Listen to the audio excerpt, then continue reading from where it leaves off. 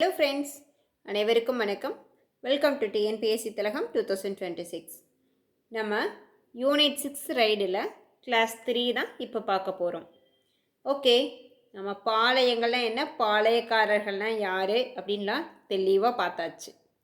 இப்போது அடுத்தது பூலித்தேவர், அதாவது முதல் எதிர்வினை திருநெல்வேலி நெற்கட்டும் சேவல் பகுதியை ஆட்சி புரிந்து வந்த பூலித்தேவர் அப்படின்னு பார்த்தோம். அவரை பற்றினா ஸ்கூல் புக்கு, அவுட் சோர்ஸு எல்லாமே A to Z என்ன அப்படிங்கிறத பார்க்க போகிறோம். ஓகே, அதுக்கு முன்னாடி ஆங்கிலோ கர்நாடக போரை பற்றி பார்க்கலாம். அது எப்போ நடந்துச்சு, முடிவு என்ன ஆச்சு அப்படின்னு பார்ப்போம். ஓகே, அது ரொம்ப இம்பார்ட்டண்ட்டானது. அது எப்போ பார்க்கணும் அப்படிங்கிறத விட அந்த விஷயம் நீங்கள் தெரிஞ்சுக்கிட்டீங்க அப்படின்னா நீங்கள் ஒவ்வொரு விஷயங்கள் கம்பேர் பண்ணி படிக்கிறதுக்கு ஈஸியாக இருக்கும். ஓகே, பாருங்கள். இதை நான் வீடியோவில் உங்களுக்கு இயர்ஸ் இருக்கிறதுனால உங்களுக்கு காமிக்கிறேன். உங்களுக்கு கரெக்டாக அந்த உச்சரிப்பில் எது இயர் மாறிடக்கூடாது, அதுக்காக காமிக்கிறேன். பாருங்கள், ஆங்கிலோ கர்நாடக போர் 1746 1763 வரைக்கும் 3 போர்கள் நடந்துச்சு. ஓகே, முதல் போர் ஆங்கிலோ கர்நாடக போர் முதல் போர் எப்போ அப்படின்னா 1746 1748 வரைக்கும். யாருக்கும் இடையில நடந்துச்சு அப்படின்னா ஐரோப்பா பிரிட்டனுக்கும் பிரான்ஸுக்கும் இடையில நடந்துச்சு. சரிங்களா? ஆங்கிலோ கர்நாடக போர்கள் 3 போர்கள் எப்போ இருந்து எப்போ வரைக்கும் முடிஞ்சது? 1746 1763 வரைக்கும். முதல் கட்ட போர் எப்போ அப்படின்னா 1746 1748 வரைக்கும். யாருக்கு இடையில? ஐரோப்பா பிரிட்டனுக்கும் பிரான்ஸுக்கு இடையில நடந்துச்சு. ரெண்டாவது பாருங்க, இரண்டாவது கர்நாடக போர் எப்போ நடந்துச்சு அப்படின்னா 1749 1754 வரைக்கும் நடந்துச்சு. யாருக்கும் இடையில நடந்துச்சு இரண்டாவது கர்நாடக போர் அப்படின்னா ஹைதராபாத் நிஷாமுக்கும் ஆற்காடு நவாபுக்கும் இடையில நடந்துச்சு. சரிங்களா? ஓகே, இதில் ஒரு முக்கியமான விஷயம் இருக்குது. இது ஏன் நான் இந்த கர்நாடக போர் டீட்டெயில்ஸ் இப்போ சொல்கிறேன் அப்படின்னு நான் சொல்கிறேன், கடைசியாக சொல்கிறேன். மூன்றாவது ஆங்கிலோ கர்நாடக போர் எப்போ நடந்துச்சு அப்படின்னா 1756 1763 வரைக்கும் நடந்துச்சு. ஐரோப்பா பிரிட்டனுக்கும் ஃப்ரான்ஸுக்கு இடையில தான் நடந்துச்சு. 7 ஆண்டு போர் அப்படின்னு சொல்லுவாங்க. ஓகே, இப்போது ஆங்கிலோ கர்நாடக போர் 3 போரும் எப்போலேருந்து எப்போ வரைக்கும் தெரிஞ்சுக்கிட்டீங்க. 46 to 48, 49 to 54, 55 to 63. இதில் முக்கியமானது இரண்டாவது கர்நாடக போருக்கு பாருங்கள். 1749 1754 வரைக்கும் நடந்துச்சு பாருங்கள். அங்கே தாங்க பாயிண்ட்டு.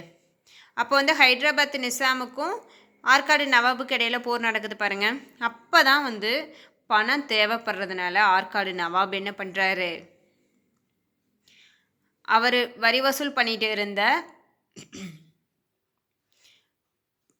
பகுதிகளை கொண்டு போய் ஆங்கில கம்பெனிக்கிட்ட அடகு வச்சுட்டு பணம் வாங்கிட்டு போகிறாரு.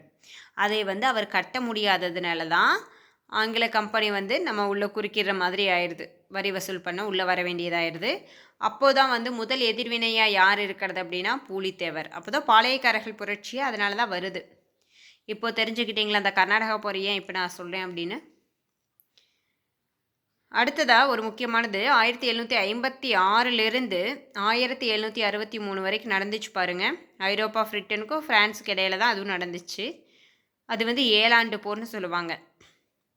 முடிவு என்னாச்சு? இந்த 3 கர்நாடக போர்கள் நடந்துச்சு. முடிவு என்னாச்சு அப்படின்னா ஆங்கிலேயர்கள் தான் ஜெயித்தாங்க. பிரெஞ்சு படை தோல்வி அடைந்தது. புரிஞ்சுதா? சரிங்களா? இப்போது ஆங்கில கர்நாடக போர் 1746 63 வரைக்கும் நடந்துச்சு. முடிவு என்னாச்சு? ஆங்கில படை ஜெயிச்சது, பிரெஞ்சு படை தோல்வி அடைஞ்சது. இப்போ ஆற்காடு நவாப் யார் அப்படின்னா முகமது அலி. ஆற்காடு நவாப் முகமது அலி. அடுத்தது மாபூஸ் கான் ஒரு கேரக்டர் உள்ளே வருவார் அடுத்து பூலித்தேவர் படிக்கும்போது. முகமது அலிக்கு மாபோஸ்கான் என்ன உறவுமுறை அப்படின்னா, முகமது அலியோட சகோதரர் தான், ஆற்காடு நவாப் முகமது அலியோட சகோதரர் தான் வந்து மாபோஸ்கான். சரிங்களா? மதுரை பகுதி ஆளுநராக இருந்தார். அதுக்கு அடுத்தது அந்த மருமகன் அப்படின்னு சொல்கிறாங்க, ஆற்காடு நவாபுடைய மருமகன் அப்படின்னு சொல்கிறாங்க. யார் அப்படின்னா சந்தா சாஹிப். சந்தா சாஹிப்போட முகவர்கள் தான் மியானா, முடிமையா, நபிகான் கட்டாக். திருச்சி மதுரை பகுதியில் வந்து ஆளுநராக இருந்தவர் தான் சந்தா சாஹிப். அவருடைய முகவர்கள் தான் வந்து மியானா, முடிமையா, நபிகான் கட்டாக், பத்தானி அதிகாரிகள் அப்படின்னு. இதெல்லாம் நான் ஏன் சொல்லனா, பூலித்தேவர் படிக்கும்போது இதெல்லாம் தேவைப்படும். ஒரு விஷயம் தெரிஞ்சுக்கோங்க, ஆற்காடு நவாப் வந்து போருக்கு பணம் வேணும் அப்படின்னு சொல்லிட்டு தான் கடன் வாங்குறாரு. அப்போ தான் அடகு வைக்கிறாரு, அப்போ தான் பிரச்சனை வெடிக்குது. ஓகே, ஆற்காடு நவாப் யார்? முகமது அலியோட சகோதரர் மாபூஸ்கான்ங்கிறத மறந்துடாதீங்க. அதே சமயத்தில் மருமகன் தான் சந்தா சாஹிப், அவருடைய முகவர்கள் தான் மியானா, முடிமையா, நபிகான் கட்டாக். ஓகே, மருமகன் சந்தா சாஹிப் வந்து திருச்சி மதுரை பகுதியில் ஆளுநராக இருந்தது. இது எல்லாமே தெரிஞ்சுக்கோங்க. ஓகே, அடுத்து நம்ம இப்போது கர்நாடக போர்கள் பற்றி பார்த்துட்டோம். அடுத்தது பூலித்தேவருக்குள்ளே என்ட்ராகும். கம்ப்ளீட்டாக டைம் பார்க்காம முடிஞ்ச வரைக்கும் ஒரு 2-3 டைம் நல்ல வீடியோ கேட்டுட்டு ஒரு டைம் நோட்ஸ் எடுத்து வச்சுருங்க. நீங்கள் டிஎன்பிஎஸ்சி போஸ்டிங்கில் போய் உட்கார வரைக்கும் ஞாபகம் இருக்கணும். சரிங்களா? ஓகே, எப்போ உட்கார போகிறீங்க? வரக்கூடிய எக்ஸாம்லாம் முடிச்சுட்டு 2026லேயே போஸ்டிங் கன்ஃபார்ம் பண்ணிடணும் நீங்கள் எழுதியிருக்க எக்ஸாமில்.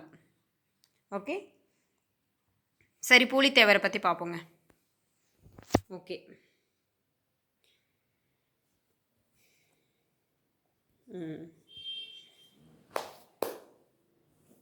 ஓகே, நம்ம பூலித்தேவர் பற்றி படிக்கணும் அப்படின்னா, புலித்தேவர் அப்படின்னு சொல்லுவாங்க. ஒரே நிமிஷம்.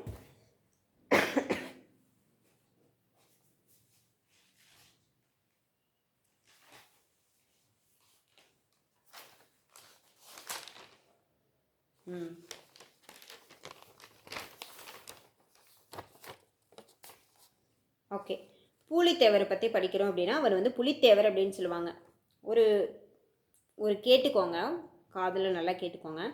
18ஆம் நூற்றாண்டின் துவக்கம் முதல் தமிழ்நாட்டில் அரசியல் மாற்றங்கள் நடந்துச்சு. அதான் 1755 அந்த டைமில் தான் பூலித்தேவர் ஸ்டார்ட் பண்ணுறாரு இல்லையா? அதுதான் 18ஆம் நூற்றாண்டின் துவக்கம் முதல் தமிழ்நாட்டில் அரசியல் மாற்றங்கள் நடந்துச்சு. பாண்டியர்களோட ஆட்சி முடிவுக்கு வந்தது, நாயக்கர்களோட ஆட்சி வீழ்ச்சி அடைஞ்சது, கர்நாடகத்தில் நவாபுகள் ஆட்சி நடந்துட்டு இருந்தது. ஓகே, அப்போ தான் வந்து ஆற்காடு நவாப் வந்து இந்த பக்கம் வரி வசூல் பண்ணுற நிலைமையெல்லாம் நடந்துட்டு இருந்தது. அடுத்தது வந்து ஐரோப்பியர்களின் வணிக போட்டி, அரசியல் தலையீடுகள், இதெல்லாம் வந்து என்னாச்சு அப்படின்னா சுதந்திரமாக செயல்பட்டுக்கிட்டு வந்த பாளையக்காரர்களை பாதிப்புக்கு உள்ளாக்கிடுச்சு. அதில் முதல் எதிர்வினை யார் அப்படின்னா நெற்கட்டான் சேவல் பாளையக்காரர் பூலித்தேவர். ஓகே, முதல் எதிர்வினை யார்? நெற்கட்டான் சேவல் பாளையக்காரர் பூலித்தேவர். அதாவது வரி கட்டாதவர், அதை தான் நெற்கட்டான் சேவல். ஓகே ஓகே, கர்நாடக நவாப் மற்றும் ஆங்கிலேயர்கள் அந்நியர்கள். பூலித்தேவர் என்ன சொல்கிறாரு? கர்நாடக நவாப் மற்றும் ஆங்கிலேயர்கள் அந்நியர்கள், அவர்களுக்கு பாளையக்காரர்கள் கப்பம் கட்ட வேண்டிய அவசியம் இல்லை அப்படின்னு சொல்கிறாரு பூலித்தேவர். பூலித்தேவர் என்ன சொல்கிறாரு? கர்நாடக நவாபும் ஆங்கிலேயர்கள் எல்லாமே அந்நியர்கள், அவங்களுக்கு வந்து பாளையக்காரர்கள் கப்பம் கட்ட வேண்டிய அவசியமே இல்லை அப்படின்னு சொல்கிறாரு. வீரமும் தீரமும் விவேகமும் கொண்ட முதல் விடுதலை போராட்ட வீரர் பூலித்தேவர். வீரமும் தீரமும் விவேகமும் கொண்ட முதல் விடுதலை போராட்ட வீரர் யாரு? பூலித்தேவர். முதல் விடுதலை போராட்ட வீரர் அப்படின்னாலே பூலித்தேவர் தான். முதல் எதிர்வினைனாலும் பூலித்தேவர் தான். ஓகே, பூலித்தேவரோட இளமை பருவம் ஃபஸ்ட்டு தெரிஞ்சுக்கோங்க. நம்ம டீப்பாக யூனிட் 6 கவர் பண்ணணும், கம்ப்ளீட் பண்ணணும். குரூப் 1 எக்ஸாம் வரைக்கும் நம்ம கிளியர் பண்ணி ஆகணும் அப்படிங்கிற ஒரு இக்கட்டான சூழ்நிலையில் நம்ம இருக்கோம். குரூப் 4ல் இதெல்லாம் கேட்க மாட்டாங்களா அப்படின்லாம் கேட்காதீங்க. இப்போலாம் அவுட் சோர்ஸில் தாராளமாக கேட்க ஆரம்பிச்சிட்டாங்க. படிக்கிறது தெளிவாக படிச்சிடணும். பூலித்தேவரோட இளமை பருவம் என்ன? நெற்கட்டான் சேவல் எங்கெங்கே இருக்குது? நெற்கட்டான் சேவல் எங்கே இருக்குது அப்படின்னா, சங்கரன் கோவிலுக்கு மேற்கே 10 கிலோமீட்டர், வாசுதேவநல்லூர்லேருந்து ஒரு 3 கிலோமீட்டர். நெற்கட்டான் சேவல் எங்கே இருக்குது? சங்கரன் கோவிலுக்கு மேற்கே 10 கிலோமீட்டர்லையும், வாசுதேவநல்லூருக்கு அருகில் ஒரு 3 கிலோமீட்டர் தூரத்துலையும் நெற்கட்டான் சேவல் அப்படிங்கிற பகுதி இருக்குது. ஓகே, அந்த நெற்கட்டான் சேவலோட ஆட்சியாளரா சித்திரபுத்திர தேவர், சிவஞான நாச்சியார் அவங்களுக்கு மகனாக பிறந்தவர் தான் பூலித்தேவர் என்கிற புலித்தேவர். நெற்கட்டான் சேவலை ஆட்சி புரிஞ்சிட்டு வந்தது யாரு? பூலித்தேவரோட அப்பா சித்திரபுத்திர தேவர். ஓகே, புலித்தேவரோட அம்மா யார்? சிவஞான நாச்சியார். இப்போலாம் நேம்லாம் படித்து தான் ஆகணும். சித்திரபுத்திர தேவருக்கும் சிவஞான நாச்சியாருக்கும் மகனாக பிறந்தவர் தான் பூலித்தேவர். எப்போ பிறந்தார்? செப்டம்பர் 1, 1715 பிறந்தார். பூலித்தேவர் பிறந்த வருடம் செப்டம்பர் 1, 1715. ஓகே, இப்போது நம்ம இந்த பாளையக்காரர்களை படிக்கும்போது ஒவ்வொருத்தருக்கும் இயற்பெயர் இருக்குது. இப்போ பூலித்தேவருக்கு என்ன இயற்பெயர்? காத்தப்பன் புலித்தேவன். சரிங்களா?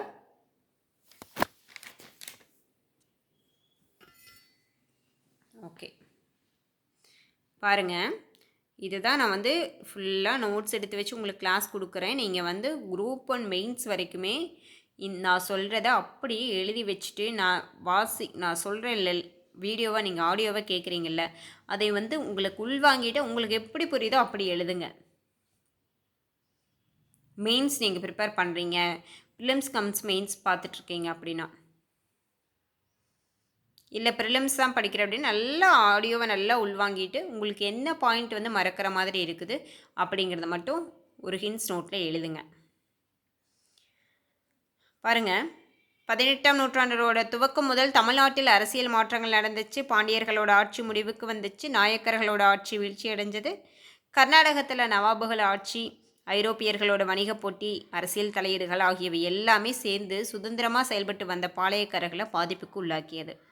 ஒரு விஷயம் நல்லா தெரிஞ்சுக்கோங்க, இந்த வருஷம் குரூப் 4 கிளியர் பண்ண எல்லாருமே குரூப் 1 குரூப் 2 மெயின்ஸுக்கு ப்ரிப்பேர் பண்ணிகிட்டு இருந்தவங்க தான் அதிகமாக கிளியர் பண்ணியிருக்காங்க. வியூஓ எக்ஸாம் வரைக்கும் என்ன காரணம் அப்படின்னா, மெயின்ஸ் படிக்கும்போது நம்ம எல்லாமே டீட்டெயில்டாக ஒரு ஸ்டோரி பேஸ்டாக படிக்கிறதுனால தான் நமக்கு ஈஸியாக அண்டர்ஸ்டாண்ட் பண்ணி கொஸ்டினை டஃப்பாக வந்தாலுமே அதை வந்து கரெக்டாக ஆன்சர் பண்ண முடியுது. குரூப் 4 தானேன்னு ரொம்ப வந்து இதை படித்தா போதும் அதை படித்தா போதும்னா போகாதீங்க. கிளியர் பண்ணணும், இந்த வருஷம் போஸ்டிங் போயே ஆகணும் அப்படின்னா என்னென்ன கிடைக்குதோ எல்லாமே படிங்க. அதுக்காக சிலபஸில் இல்லாத டாப்பிக்கை போய் படிக்கக்கூடாது. ஓகே, பார்க்கலாம் வாங்க.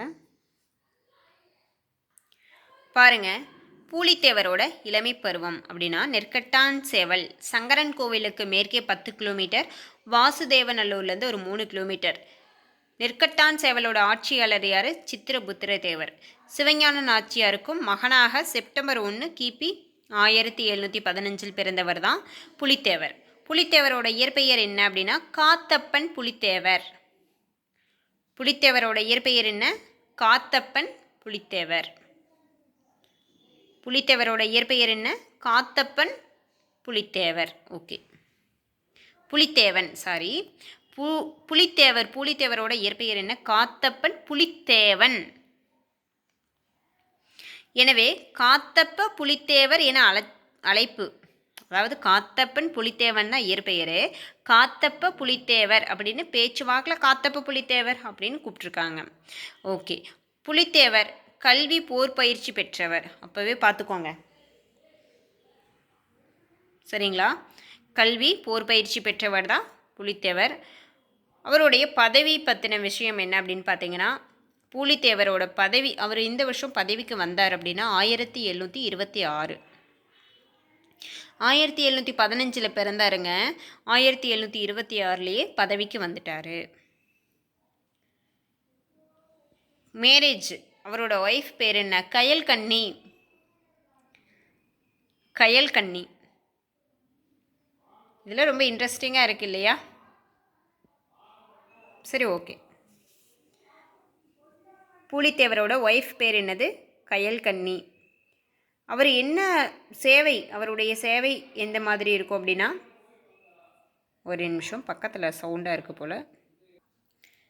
ஓகே, எல்லாமே இதை நோட் பண்ணி வைக்கணுமா அப்படின்னா உங்களுக்கு மேக்ஸிமம் இதெல்லாம் வந்து ஸ்டோரி பேஸ்டாகவே புரிஞ்சிடும். நான் சொல்கிறது காதில் கேட்டு ஒரு 2-3 டைம் வீடியோ கேட்டிங்கனாலே உங்களுக்கு எல்லாமே அண்டர்ஸ்டாண்ட் ஆயிரும். நீங்கள் வேலை செய்யும்போது எப்போ வேணாலும் வீடியோ கேட்டுக்கலாம். இதுக்கு மேலே இதை வந்து நான் நோட் பண்ணி வைக்கணும். எந்த வருஷம் பிறந்தார், அவருடைய பதவிக்கு வந்தது எந்த வருஷம், அவரோட ஒய்ஃப் பேர் என்னங்கிறதெல்லாம் மறக்குமா? பூலித்தேவர் கயல்கண்ணி அப்படிங்கிறதெல்லாம் மறக்குமா? மறக்க 2 டைம் கேட்டிங்கன்னா ஞாபகம் வந்துடும். ஓகே, இப்போது இந்த வேளாண்மை பெருகுவதற்கு அப்படிங்கிறதெல்லாம் ரொம்ப முக்கியமாக அப்படின்னா அவரை பற்றி தெரிஞ்சுக்கோங்க. ஏன்னா இதுலேருந்து கேட்க மாட்டாங்கன்னு என்ன இருக்குது? அவுட் சோர்ஸ்னால் அவரை பற்றின டீட்டெயில்ஸ் தானே. புலித்தேவனை தானே சிலபஸில் கொடுத்துருக்காங்க. அப்போ அவரை பற்றின டீட்டெயிலில் நம்ம படித்து தானே ஆகணும். அவுட் சோர்ஸ் கேட்குறாங்கன்னு தெரிஞ்சு போச்சு, நான் அதை படிக்க மாட்டேன் இதை படிக்க மாட்டேன்னா இருக்காதீங்க.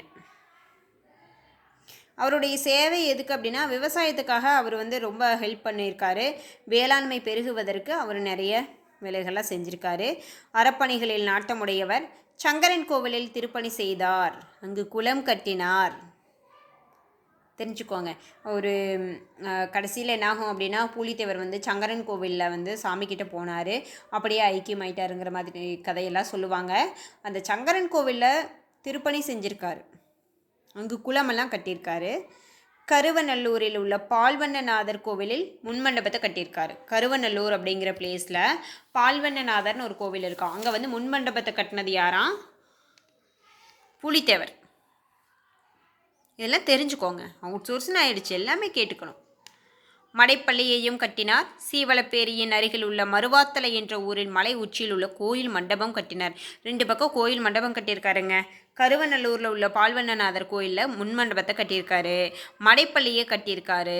சீவலப்பேரியின் அருகில் உள்ள மருவாத்தலை என்ற ஊரின் மலை உச்சியில் கோயில் மண்டபம் கட்டியிருக்காரு.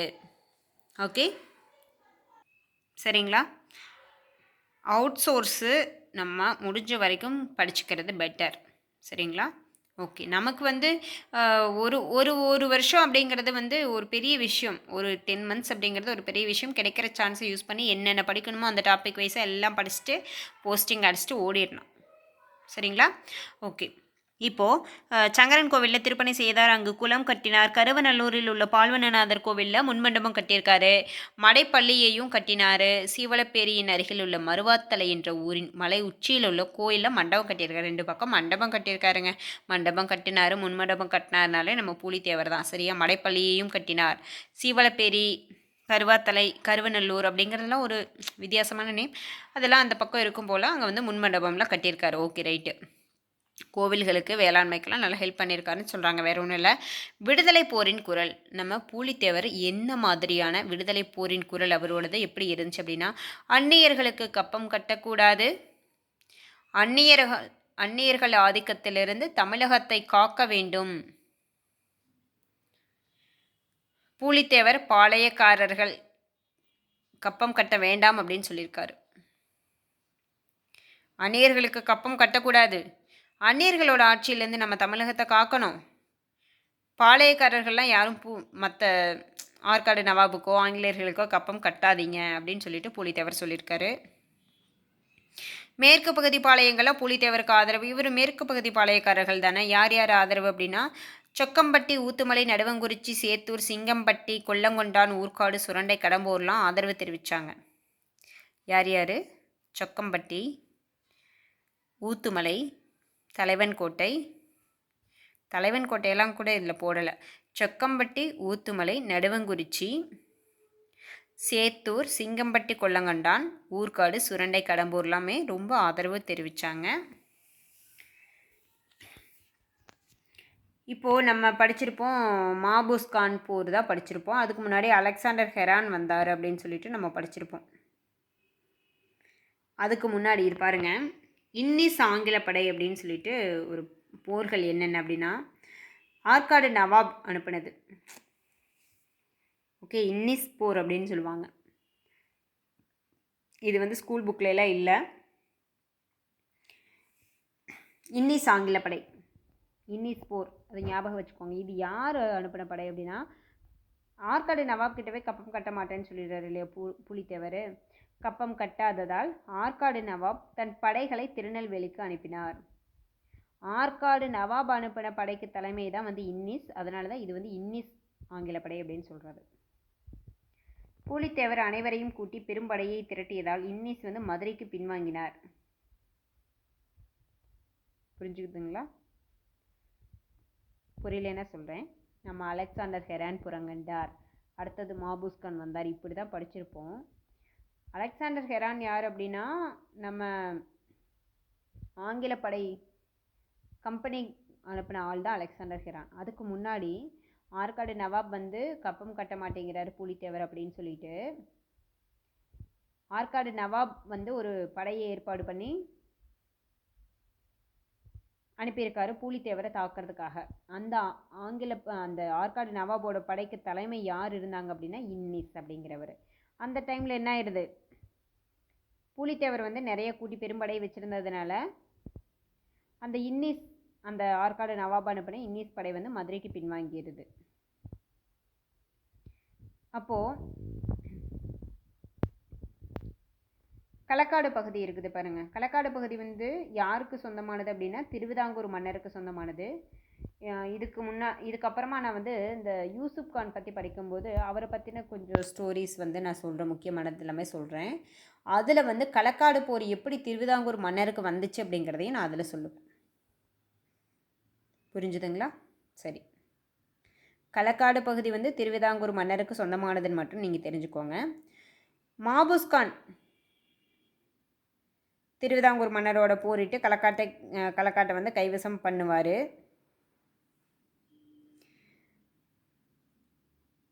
களக்காடு பகுதி திருவிதாங்கூர் மன்னர்கிட்ட இருக்கும்போது மாபூஸ் கான் இப்போ பூலித்தேவர்கிட்ட சண்டை போட்டதை பற்றி இப்போ பேச வரல. களக்காடு பகுதி திருவிதாங்கூர் மன்னருக்கு சொந்தமாக தான் இருந்துச்சு. அப்போ மாபூஸ் கான் என்ன பண்ணுறாரு, அந்த களக்காட்டை வந்து திருவிதாங்கூர் மன்னர்கிட்ட போரிட்டு களக்காட்டை வந்து மாபூஸ் கான் கைவசம் பண்ணிடுறாரு. அப்போது மாபூஸ் கான் வந்து களக்காடை வந்து திருவிதாங்கூர் மன்னர்கிட்ட இருந்து பிடுங்கினதுனால அவர் மதுரைக்கு போனதும் பூலித்தேவர் வந்து திருவிதாங்கூர் மன்னருக்கு ஹெல்ப் பண்ணி களக்காட்டை வந்து பிடுங்கி திருவிதாங்கூர் மன்னருக்கு கொடுத்துட்றாரு. இது எதுக்காக அப்படின்னா, ஒரு இடத்துல களக்காடு போகிறப்ப பார்த்தீங்கன்னா, அதாவது திரும்ப மறுபடியும் மாபூஸ் கான் வந்து பூலித்தேவர்கிட்ட சண்டைக்கு வருவார், அதை நம்ம பின்னாடி படிப்போம். அப்போ சண்டைக்கு வரும்போது திருவிதாங்கூர் மன்னர் வந்து பூலித்தேவருக்கு ஹெல்ப் பண்ணார் அப்படின்னு நம்ம படிப்போம் பாருங்கள். அது வந்து ஏன் வந்து திருவிதாங்கூர் மன்னர் வந்து பூலித்தேவருக்கு ஹெல்ப் பண்ண வரணும் அப்படின்னா, இங்கே இந்த பிரச்சனை நடந்திருக்குது பாருங்கள். களக்காடு வந்து திருவிதாங்கூர் மன்னருக்கு சொந்தமானதாக இருந்திருக்குது. இப்போ திருவிதாங்கூர் மன்னருக்கு களக்காடு எப்படி வந்துச்சு அப்படிங்கிறது யூசுப் கான் படிக்கும்போது நான் உங்களுக்கு சொல்கிறேன். திருவிதாங்கூர் மன்னருக்கு களக்காடு சொந்தமானதாக இருந்ததை மாபூஸ் கான் வந்து திருவிதாங்கூர் மன்னர் கூட சண்டை போட்டு களக்காட்டை பிடிக்கிறாரு. பூலித்தேவர் என்ன பண்ணுறாரு, மாபூஸ் கான் கூட சண்டை போட்டு திருவிதாங்கூர் மன்னருக்கும் மாபூஸ் கானுக்கும் சண்டையில் வந்து திருவிதாங்கூர் மன்னருக்கு ஹெல்ப் பண்ணி பூலித்தேவர் வந்து களக்காட்டை திருவிதாங்கூர் மன்னருக்கே வாங்கி தர்றாரு. அதனால தான் ஃப்யூச்சரில் களக்காடு அந்த திருவிதாங்கூர் மன்னர் வந்து பூலித்தேவருக்கு ஹெல்ப் பண்ணுவார். சரிங்களா? இதெல்லாம் தெரிஞ்சுக்கணும் கண்டிப்பாக. ஏன்னா நம்ம வந்து பாயிண்ட் வைஸாக இவ்வளோ நாள் ஸ்கூல் புக்கில் இருந்தால் கேட்டாங்கன்னு எழுதணும். இந்த வருஷம் அவுட் சோர்ஸ் போயிட்டாங்கன்னு தெரிஞ்சு போச்சு. இனிமேல் வந்து அசால்ட்டாக இருக்கக்கூடாது.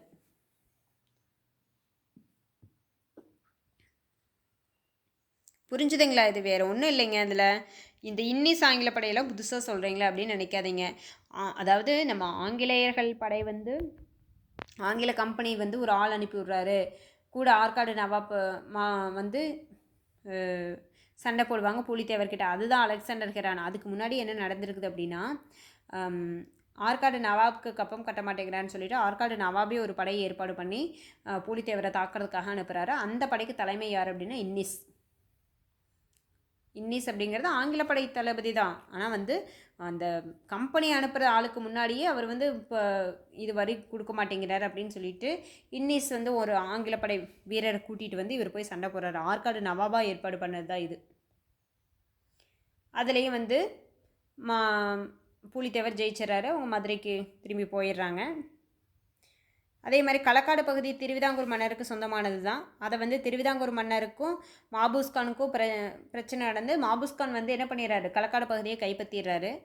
உடனே வந்து பூலித்தேவர் அதை தெரிஞ்சுக்கிட்ட பூலித்தேவர் வந்து திருவிதாங்கூர் மன்னருக்கு ஹெல்ப் பண்ணி மாபூஸ்கான் கிட்டேருந்து அந்த களக்காடை வந்து பிடுங்கி திருவிதாங்கூர் மன்னருக்கே கொடுத்துட்றாரு. இதனால் ஃப்யூச்சரில் வந்து திருவிதாங்கூர் மன்னர் வந்து பூலித்தேவருக்கு சப்போர்ட் பண்ணுவார். புரிஞ்சுதுங்களா? ஓகே.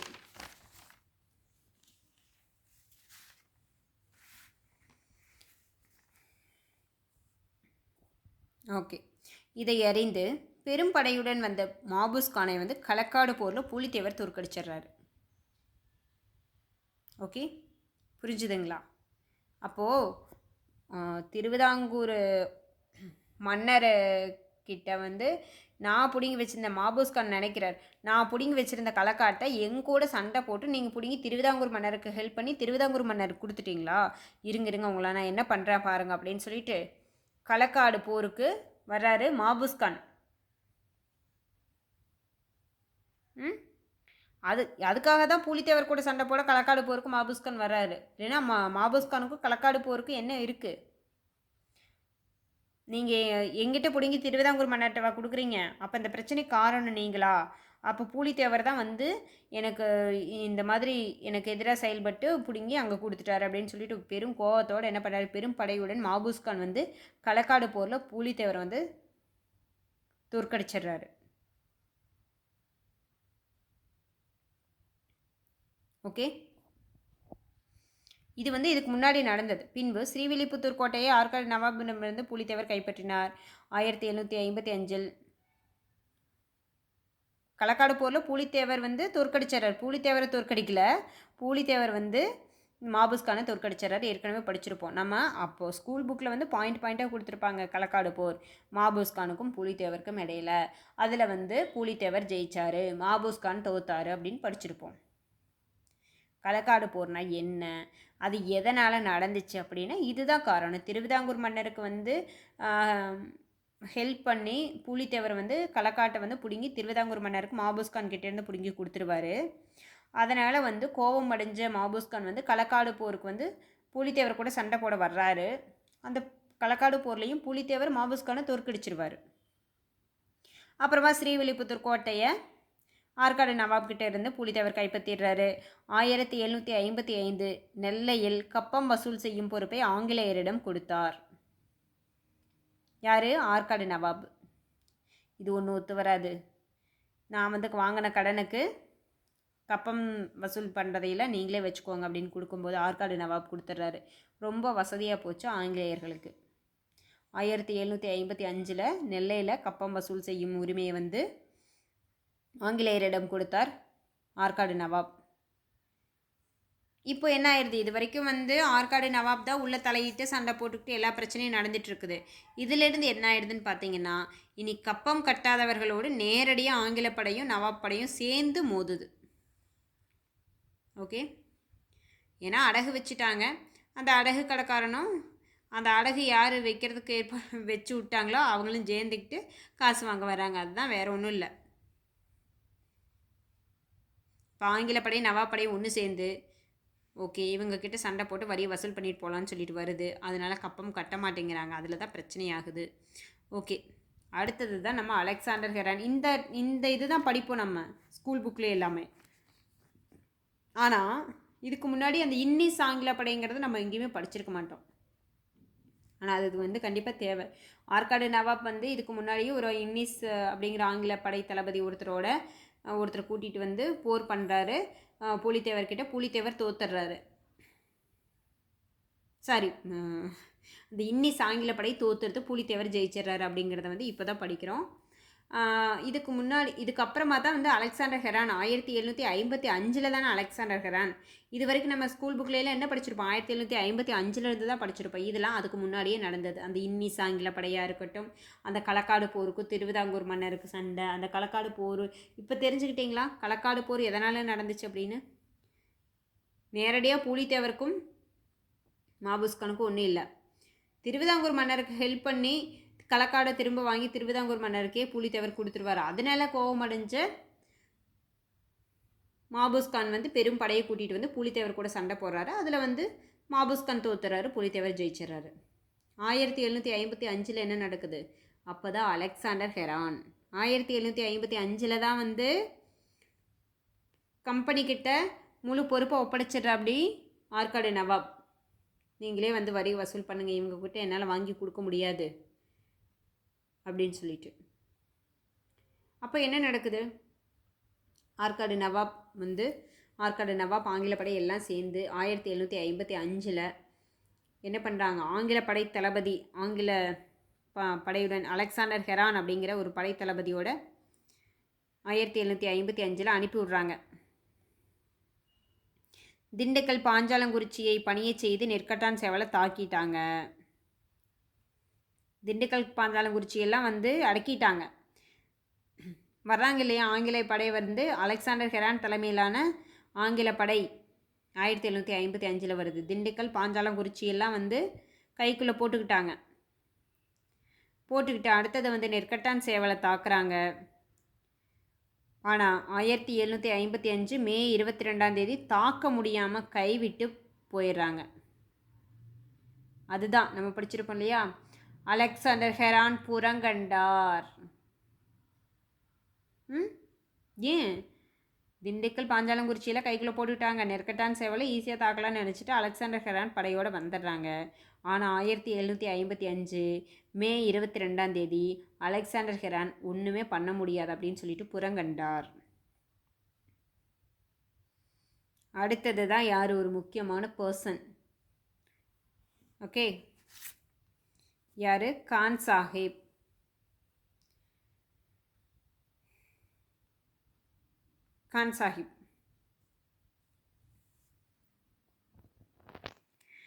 வாசுதேவநல்லூர், பனையூர், வாசுதேவநல்லூர், நெற்கட்டான் சேவல் இதெல்லாம் வந்து ஒரு மாதம் போருக்கு அப்புறமா வந்து கான் சாஹிப் வந்து கைப்பற்றிடுவார். 1761 மே 16 படிச்சிருப்போம். எப்படி படித்தோம் அப்படின்னா, பனையூர், வாசுதேவநல்லூர், நெற்கட்டான் சேவல். அடுத்ததான் வந்து கான் சாஹிப் யூசுப் கான் வராரு. இவர் இந்த கான் சாஹிப் பற்றி நான் தனியாக ஒரு சொல்கிறேன். இதுக்கு முன்னாடி அந்த கான் சாஹிப் அந்த டாபிக் படிச்சிடலாம். பனையூர், வாசுதேவநல்லூர், நெற்கட்டான் சேவல் அந்த மூணையும் வந்து 1761 மே 16 வந்து கான் சாஹிப் என்கிற யூசுப் கான் வந்து கைப்பற்றிடுறாரு. அப்போ வந்து என்ன ஆகிடுதுன்னா, பூலித்தேவர் தப்பிச் சென்று கடலாடியில் தங்கினார். அப்போது அந்த யூசுப் கான் அதாவது பூலித்தேவர் டாபிக் இப்போ முடிச்சுக்குவோம். நம்ம அதுக்கப்புறமா அந்த கான் சாஹிப் பற்றி நான் உங்களுக்கு டீட்டெயிலாக சொல்கிறேன். இப்போ பூலித்தேவரோட அடுத்த இது என்ன ஆச்சு அப்படிங்கிறது மட்டும் இப்போ பார்க்கலாம். ஓகேவா? பூலித்தேவர் வந்து அடுத்தது கான் சாஹிப் கூட சண்டை தான் மாபுஸ்கான்னு நடந்துச்சு பார்த்துட்டோம். அலெக்சாண்டர் ஹெரான் புறங்கண்டார் பார்த்துட்டோம் இல்லையா? அடுத்த களக்காடு போர்லையும் மாபுஸ்கான் வந்து தோல்வி அடைஞ்சார் பார்த்துட்டோம் இல்லையா? ஓகே, அடுத்தது என்ன பார்த்தோம்? கான் சாஹிப், யூசுப் கான் அப்படின்னு சொல்லுவாங்க. இது எப்படி அவருக்கு பேர் வந்துச்சுங்கிறதெல்லாம் நான் சொல்கிறேன். இப்போ இதை மட்டும் தெரிஞ்சுக்கோங்க. பூலித்தேவர் டாபிக் என்னாச்சுன்னு பார்த்துக்கலாம்.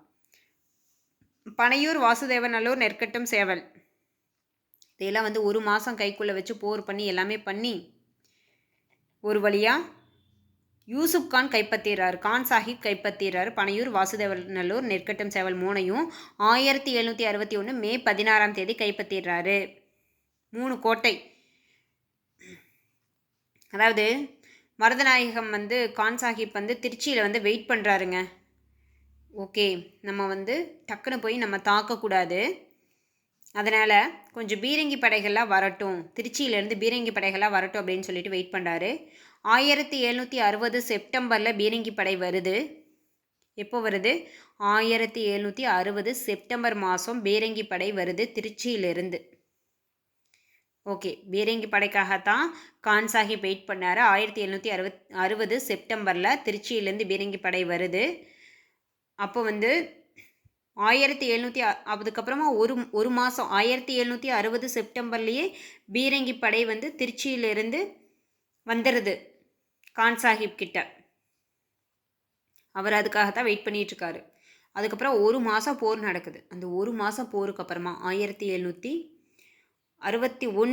ஒரு மாதம் போருக்கு அப்புறமா கடைசியாக வந்து 1761 மே 16ஆம் தேதி 3 முக்கிய கோட்டைகளை யூசுப் கான் கைப்பற்றுகிறார். எந்தெந்த கோட்டை அப்படின்னா பனையூர், வாசுதேவநல்லூர், நெற்கட்டும், சேவல். அதுக்கப்புறமா என்ன ஆயிடுது? பூலித்தேவர் வந்து தலைமறைவாயிடுறாரு. ஓகே, நீ ஒன்றும் பண்ண முடியாது அப்படின்னு சொல்லிட்டு எங்கே போனார்? கடலாடியில் போய் தங்குறாரு. எங்கே போய் தங்கினார்?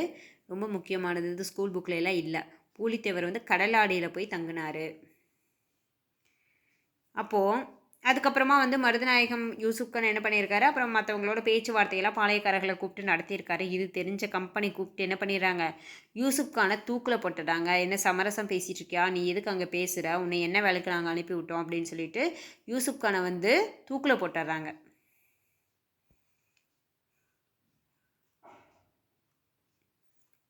சரிங்களா? அடுத்தது வாசுதேவநல்லூர் கோட்டை வந்து 1767 மே 13ஆம் தேதி போர் நடந்தது. போருக்கு தலைமை யார் அப்படின்னா ஆங்கில தலைமை வந்து கேப்டன் கேம்பல் அப்படிங்கிற ஆங்கில படை தளபதியோட போர் நடக்குது. என்னைக்கு? கேப்டன் கேம்பல் அப்படிங்கிற ஆங்கில தளபதி அடுத்து வராது. யூசுப் கானுக்கு அப்புறமா வந்தது யார்? கடைசியாக வந்து பூலித்தேவரை தோற்கடித்தது யார்? Captain Campbell. 1767 மே 13ஆம் தேதி. இதுக்கிடையில் 1764 வந்து ஓகே இது ஒன்றும் வேலைக்காகாது, நம்மளை தோற்கடிச்சிட்டான் அப்படின்னு சொல்லிட்டு பூலித்தேவர் தப்பிச்சு போய் கடலாடியில் தங்கியிருந்தாரா? அப்போ 1764 என்ன பண்ணிடுறாங்க? பாளையக்காரர்களை எல்லாம் கூப்பிட்டு பேச்சுவார்த்தை நடத்திட்டு இருக்காருன்னு சொல்லிட்டு யூசுப் கானை பிடிச்சி ஆங்கிலேயர்கள் கூப்பிட்டு தூக்கில் போட்டுடுறாங்க. இது தெரிஞ்ச பூலித்தேவர் வந்து 1764 67 வரைக்கும் மீண்டும் நெற்கட்டும் சேவல் பகுதியில் வந்து இருந்தார், ஆட்சி பண்ணிட்டு இருந்தார். 1764 67 வரைக்கும். அடுத்து அட்டாக் பண்ண வந்தது யார் அப்படின்னா, கடைசி அட்டாக் பண்ண வந்தது யார் பூலித்தேவர் அப்படின்னா கேப்டன் கேம்பல். கேப்டன் கேம்பல் கடைசியாக வர்றாரு. எப்போ வர்றாரு?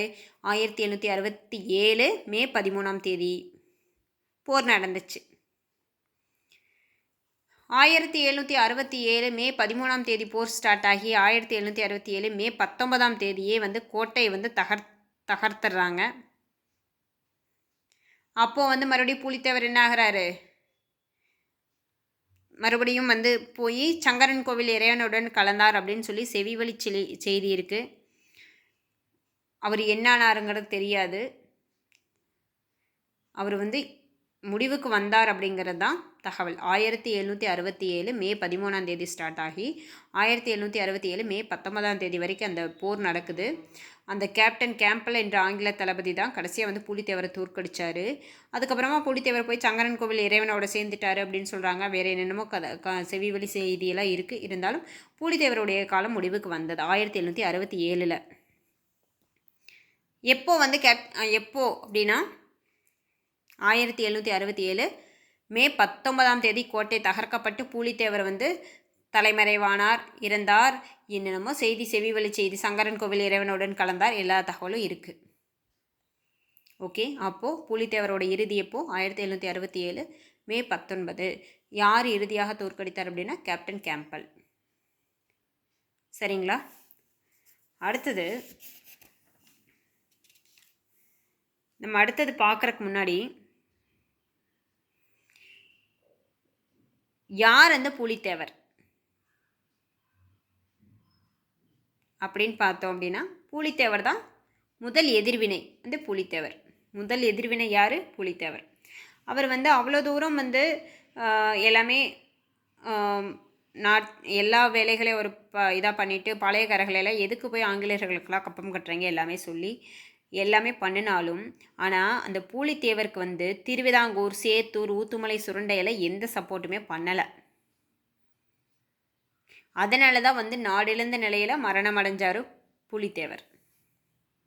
கடைசியில் 1767 கேப்டன் கேம்பல் தோற்கடிச்சாரு பாருங்க. அப்போது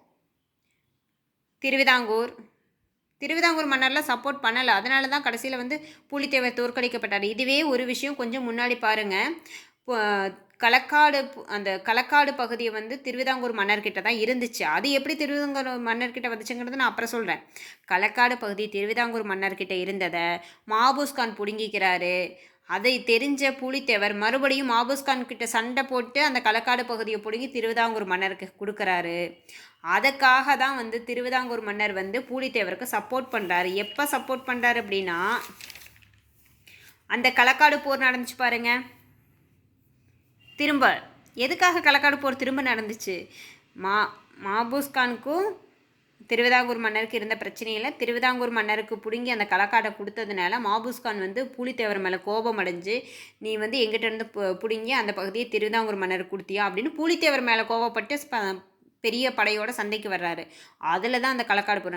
அப்போ வந்து களக்காடு போரில் அந்த திருவிதாங்கூர் மன்னர் என்ன பண்ணுறாரு, ஓகே நமக்காக வந்து புலித்தேவர் வந்து நமக்காக அந்த பகுதியை மீட்டு கொடுத்தாரு, நமக்கு மீட்டு கொடுத்ததுனால தான் அவருக்கு ஒரு பிரச்சனை. மாபூஸ்கான் வந்து இப்போ நம்மளே விட்டுட்டு புலித்தேவர்கிட்ட சண்டை போட போயிட்டார், அதனால் புலித்தேவருக்கு ஹெல்ப் பண்ணலாம் அப்படின்னு சொல்லிட்டு தான் போய் ஹெல்ப் பண்ணுறாங்க. அப்போ வந்து களக்காடு போர் நடந்துச்சு பாருங்கள். இது மட்டும் நோட் பண்ணிக்கோங்க, ஆல்ரெடி நோட் பண்ணியிருப்பீங்க.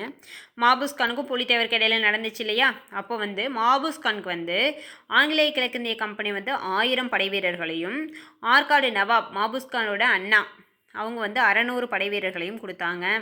ராமநாதபுரம் புதுக்கோட்டையிலேருந்து கர்நாடக பகுதியிலேருந்து காலாட்படை குதிரைப்படை எல்லாமே வந்துச்சு. கர்நாடக பகுதியிலேருந்து காலாட்படை குதிரைப்படை, ராமநாதபுரம் புதுக்கோட்டையெல்லாம் வந்து ஹெல்ப் பண்ணாங்க. இது எப்போ? களக்காடு போகிறப்போ. களக்காடு போர் வந்து மாபூஸ்கானுக்கும் புலித்தேவருக்கு இடையில நடந்துச்சு. திருவிதாங்கூர் மன்னருக்கு ஹெல்ப் பண்ண போனதுனால தான் இந்த பிரச்சனை புலித்தேவருக்கு, தெரிஞ்சுதுங்களா? அப்போ மாபூஸ்கானுக்கு வந்து ஹெல்ப் பண்ண யார் ஆங்கில கிழக்கிந்திய கம்பெனி என்ன பண்ணிச்சு, 1000 படை வீரர்களையும், ஆற்காடு நவாப் வந்து 600 படை வீரர்கள் கொடுத்தாங்க. ராமநாதபுரம் புதுக்கோட்டை எல்லாமே வந்து மாபூஸ்கானுக்கு ஹெல்ப் பண்ணாங்க. அது இல்லாமல் கர்நாடக பகுதியிலேருந்து காலாட்படை குதிரைப்படை எல்லாமே மாபூஸ்கானுக்கு கிடச்சிது. புலித்தேவருக்கு யாருக்காக சப்போர்ட் பண்ணாங்க அந்த களக்காடு போகிறப்ப அப்படின்னா, திருவிதாங்கூர் மன்னர் வந்து 2000 படை வீரர்களை கொடுத்தாரு. மற்றபடி சிவகிரி, எட்டயபுரம், பாஞ்சாலங்குறிச்சியில் எந்த சப்போர்ட்டும் பண்ணலை. திருவிதாங்கூர் மன்னர்னால தானே இந்த களக்காடு போர் பிரச்சனையே புலித்தேவருக்கு வந்துச்சு. அதனால் திருவிதாங்கூர் மன்னர் வந்து 2000 படை வீரர்களை கொடுத்து ஹெல்ப் பண்ணார். அதனால் புலித்தேவர் வந்து ஜெயிச்சிட்டாரு. ரைட்டு. கடைசியில் அந்த கேப்டன் கேம்பல் 1767 நடந்துச்சு பாருங்க. அந்த போகிறப்ப யாருமே வந்து புலித்தேவருக்கு சப்போர்ட் பண்ணலை. திருவிதாங்கூர் சப்போர்ட் பண்ணலை. திருவிதாங்கூர் மன்னர் வந்து ஒரு டைம் அவர் ஹெல்ப் பண்ணதுனால அவர் ஒரு டைம் அது நம்மளால தான் பிரச்சனை வந்துச்சு புலித்தேவருக்குன்னு சொல்லி ஹெல்ப் பண்ணாரோ தவிர்த்து திருவிதாங்கூர் மன்னர் வந்து சப்போர்ட் பண்ணலை. சேத்தூர், ஊத்துமலை, சுரண்டை யாருமே வந்து புலித்தேவருக்கு சப்போர்ட் பண்ணலை.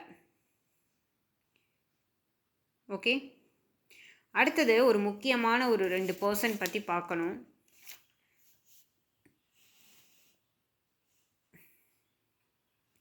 அதில் 2 பேர் கூட இல்லை, ஒருத்தர் தான் ரொம்ப முக்கியமான பர்சன். யார் அப்படின்னா ஒண்டிவீரன். ஒண்டிவீரன் யார் அப்படின்னா புலித்தேவரோட படைத்தளபதி. ஒண்டிவீரன் யார்? புலித்தேவரோட படைத்தளபதி.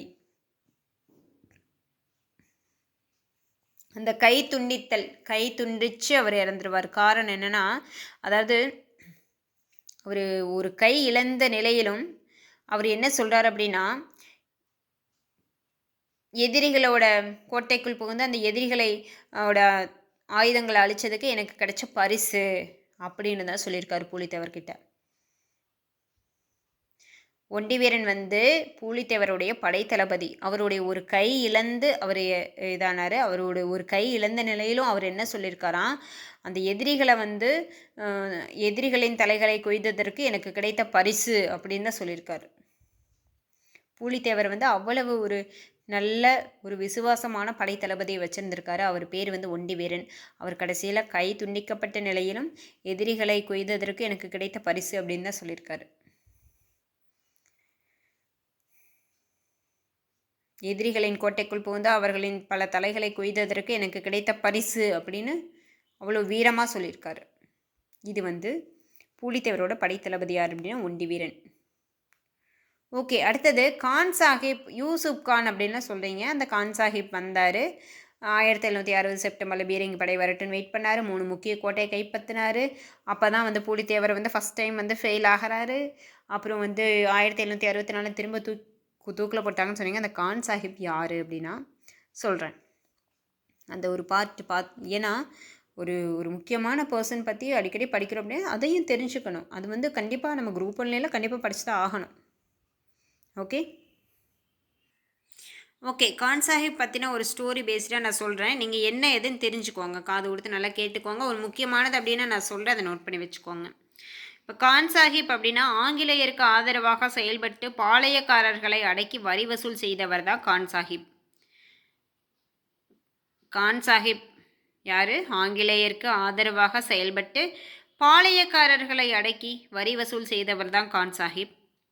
எனவே மதுரை கவர்னராக பதவி உயர்வு பெற்றார். மதுரை ஆளுநராக இருந்தார். அவங்க வந்து பாளையக்காரர்களை அடக்கி நல்லபடியாக வரி வசூல் செஞ்சதுனால மதுரை ஆளுநராக பதவி உயர்வு பெற்றார். 39 வயசு வரைக்கும் தாங்க வாழ்ந்தார். எத்தனை வயசு வரைக்கும்? 39 வயது வரை வாழ்ந்தார். சிறந்த போர் தளபதி, திறமை மிக்க ஆளுநர். ஆற்காடு நவாபிடம் தளபதியாக பணியாற்றியவர். ஆற்காடு நவாப் கிட்ட தான் தளபதியாக பணியாற்றியிருக்காரு. கான் சாஹிப் என்கிற யூசுப் கான்.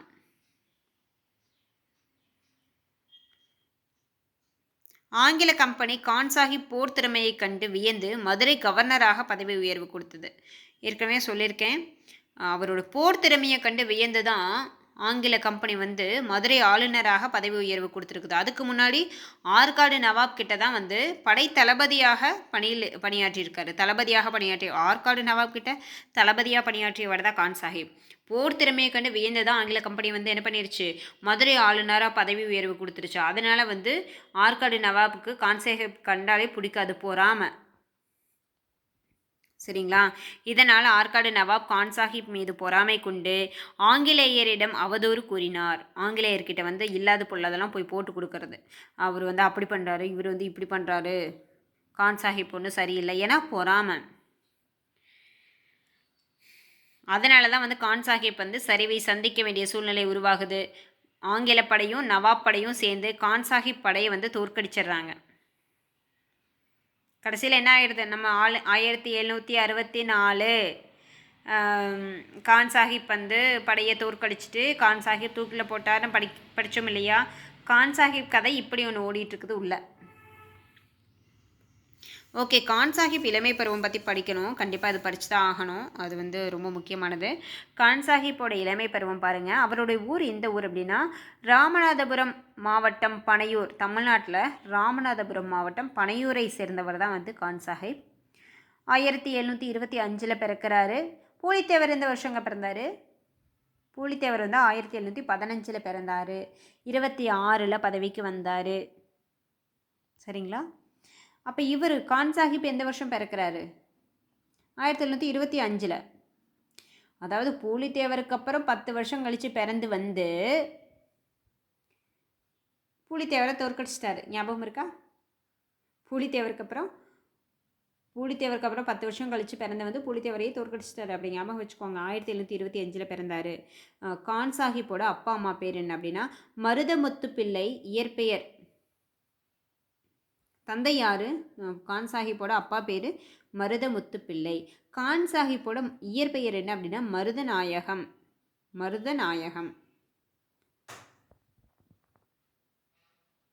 கான் சாஹிப்போட இளமை பருவம் கட்டாயம் தெரிஞ்சுதான் ஆகணும். தமிழ்நாட்டில் ராமநாதபுரம் மாவட்டம் பனையூரில் பிறந்தார். எப்போ பிறந்தார்னா 1725 பிறந்தார். கான் சாஹிப்போட அப்பா பேர் என்ன அப்படின்னா மருதமுத்து பிள்ளை. கான் சாஹிப்போட இயற்பெயர் என்ன? மருதநாயகம். கான் சாஹிப்போட இயற்பெயர் என்னது? மருதநாயகம். அதுக்கப்புறமா இஸ்லாமிய மதத்துக்கு சேஞ்ச் ஆகிறாரு. அப்போ தான் வந்து யூசுப் கான் அப்படின்னு சொல்லி பேர் வந்து அதுக்கப்புறம் தான். ஆக்சுவலாக வந்து ஃபஸ்ட்டு வந்து மருதநாயகம் தான் அவருடைய இயற்பெயர். அவர் வந்து இஸ்லாமிய மதத்துக்கு சேஞ்ச் ஆனதுக்கப்புறமா தான் யூசுப் கான். ஆங்கிலேயர்கள் அவருக்கு வச்ச பேர் தான் கான் சாஹிப். ஓகே, மருதநாயகம் இஸ்லாம் மதத்துக்கு சேஞ்ச் ஆனதுக்கப்புறம் யூசுப் கான், ஆங்கிலேயர்கள் அவங்களுக்கு கொடுத்த ஒரு பட்டம் தான் கான் சாஹிப். தெரிஞ்சுக்கிட்டிங்களா? அடுத்த பாருங்கள். இதையெல்லாம் அசால்ட்டாக நினைக்காதீங்க. இதோட எஃபர்ட் எந்த அளவுக்கு நான் போட்டிருக்கேன் அப்படிங்கிறது எனக்கு மட்டும்தான் தெரியும். சரிங்களா? ஒரு புக்காக இருந்துச்சு அப்படின்னா அதை பார்த்து நம்ம நோட்ஸ் எடுக்கலாம், வைக்கலாம். நம்ம இது பற்றின தகவலாம் எங்கெங்கே கிடைக்குது, நம்ம எதெல்லாம் நம்ம ஸ்டாண்டர்ட் ஆத்தர்ஸ் புக்கில் இருந்து மற்றது எதெல்லாம் நம்ம எடுத்துக்கணும், ப்ரீவியஸ் இயர் கொஷனில் எது பேஸ்லாம் கேட்டிருக்காங்கன்னு பார்த்து நான் எடுத்திருக்கேன். தயவு செஞ்சு இதை யூஸ் பண்ணிக்கோங்க. ஒரு 2-3 டைம் நல்லா காதில் கேட்டுட்டு வீடியோ பார்த்து நோட்ஸ் எடுத்து வச்சு நீங்கள் யூஸ் பண்ணிக்கோங்கன்னு தான் நான் சொல்கிறேன், வேறு எதுவும் சொல்லலை. ஓகே, பாருங்கள். கான் சாஹிப் வந்து இளமையிலேயே பாண்டிச்சேரி ஃப்ரெஞ்சு கவர்னர்கிட்ட வந்து பணிபுரிஞ்சிருக்காரு. மான்சர் காக்லா, பாண்டிச்சேரி ஃப்ரெஞ்சு கவர்னராக இருந்தவர் யார் அப்படின்னா மான்சர் காக்லா கிட்ட வந்து பணிபுரிஞ்சிருக்கிறாரு யூசுப் கான் சாஹிப். சரிங்களா? அந்த டைமில் தான் வந்து இஸ்லாம் மதத்துக்கு மாறி யூசுப் கான் அப்படின்னு பேர் சேஞ்ச் பண்ணியிருக்காங்க. ஆக்சுவலாக மருதநாயகமாக இருந்தாருங்க. அவர் வந்து ஃப்ரெஞ்சு கவர்னர் மான்சர் காக்லா கிட்ட பாண்டிச்சேரியில் பணிபுரிஞ்சிட்டு இருக்கும்போது இஸ்லாம் மதத்துக்கு சேஞ்ச் ஆகிறாரு. ஏன்னா அவர் இஸ்லாம். சரிங்களா? பாண்டிச்சேரி ஃப்ரெஞ்சு கவர்னர் மான்சர் காக்லா கிட்ட பணியில் இருந்தப்போ தான் இஸ்லாம் மதத்துக்கு சேஞ்ச் ஆகிறாரு. அப்போ தான் வந்து அவர் பேரை யூசுப் கான் அப்படின்னு வச்சுக்கிறாங்க. அதுக்கப்புறமா வந்து தஞ்சையில் ஆங்கில தளபதி ஃப்ரெட்டா அப்படிங்கிறவர்கிட்ட வந்து அங்கே போய் பணி புரிஞ்சிருக்காரு. ஆங்கில தளபதி ஃப்ரெட்டா அப்படிங்கிறவர்கிட்ட அங்கே அங்கே என்ன வேலை செஞ்சார் அப்படின்னா அவர் சிப்பாயாக தான் வேலை செஞ்சுருக்காரு. அப்போ வந்து அங்கே ஆங்கிலம் பேச கற்றுக்கிட்டாரு. புரிஞ்சுதுங்களா? ஃபஸ்ட்டு வந்து பாண்டிச்சேரியில் ஃப்ரெஞ்சு கவர்னராக இருந்த மான்சர் காக்லா கிட்ட பணியில் இருக்கும்போது தன்னுடைய மருதநாயகம் என்ற பெயரை யூசுப் கான் என மாற்றிக்கொண்டார். அதுக்கப்புறமா தஞ்சையில் வந்து ஆங்கில தளபதி ஃப்ரெட்டா அப்படிங்கிறவர்கிட்ட சிப்பாயாக போய் கான் சாஹிப் வேலை செஞ்சுருக்காரு. அப்போதான் வந்து அவர் ஆங்கிலம் பேச கற்றுக்கிட்டாரு. சிப்பாயாக ஆங்கில படையில் போர் வீரராக இருந்திருக்காரு. சிப்பாய் அப்படின்னு என்னது? ஆங்கில படையில் போர் வீரராக இருந்திருக்காரு. 1752 ராபர்ட் கிளைவ் படையில் போர் வீரராக இருந்தார் கான் சாஹிப். யூசுப் கான், மருதநாயகம் என்ன வேணாலும் சொல்லிக்கங்க. கான் சாஹிப் என்ன பண்ணியிருக்காரு? 1752 ராபர்ட் கிளைவோட படையில் போர் வீரராக இருந்திருக்காரு. அப்போ வந்து திருச்சியை ஆங்கிலேயர் முற்றுகை பண்ணி வச்சுருந்தாங்க. அந்த டைமில் வந்து திருச்சியை ஆங்கிலேயர் முற்றுகை வந்து 1752 ராபர்ட் கிளைவ் படையில் கான் சாஹிப் இருந்த டைமில் தான் திருச்சி முற்றுகை ஆங்கிலேயர்கள் வந்து பண்ணியிருக்காங்க. அப்போ திருச்சியை ஆங்கிலேய படை முற்றுகையிட்ட போது அதில் சண்டையிட்ட யூசுப் கான் திறமையை கண்ட ஆங்கிலேய கம்பெனியின் மேஜர் லாரன்ஸ் வந்து என்ன பாராட்டியிருக்காரு தெரியுமா?